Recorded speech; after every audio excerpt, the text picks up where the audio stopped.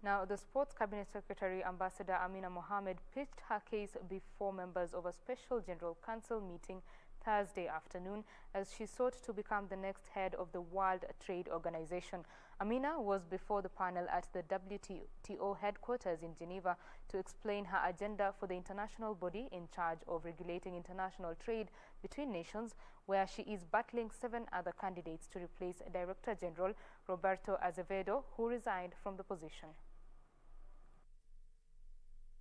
Sports Cabinet Secretary Ambassador Amina Mohamed Thursday presented her agenda for the global trade body to the 164 member states representatives at the WTO headquarters in Geneva.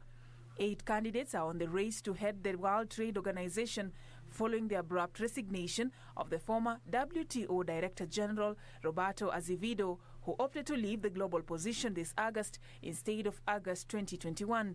The candidates include 3 from Africa, 2 from Europe, 2 from Asia and 1 from Mexico. Kenya's candidate Ambassador Amina Mohamed, former Nigerian Foreign and Finance Minister Ngozi Okonjo-Iweala, Egyptian former diplomat Hamid Mamdouh are the African candidates battling to head the global body in charge of regulating international trade between nations. Between 2000 and 2006, Amina served as the ambassador and permanent representative to Kenya diplomatic mission in Geneva and chaired the African group in the WTO's Human Rights Commission. In 2005, she became the first woman to chair the WTO's General Council. I believe we can break the cycle of despair and enter into a new phase of hope and realism.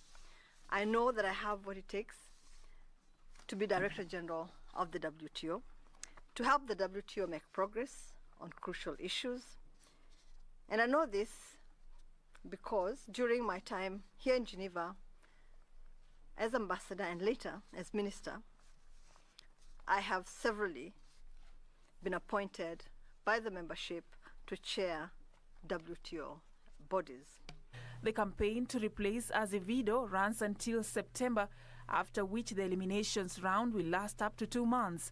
The winner will take the mantle at a time when the WTO is under siege, not just from the long drawn-out tariff war between the US and China, but also in the wake of the COVID-19 global pandemic, which has consequently paralyzed the global economy, prompting a need for a swift economic recovery plan. There are 3 key areas where the WTO membership needs to focus: reform, recovery, and renewal. We need to recapture the visionary inspiration of the original architects of the system. Governments must breathe new life into the WTO so it can play a key role in helping recovery from the pandemic and in rebuilding economic resilience.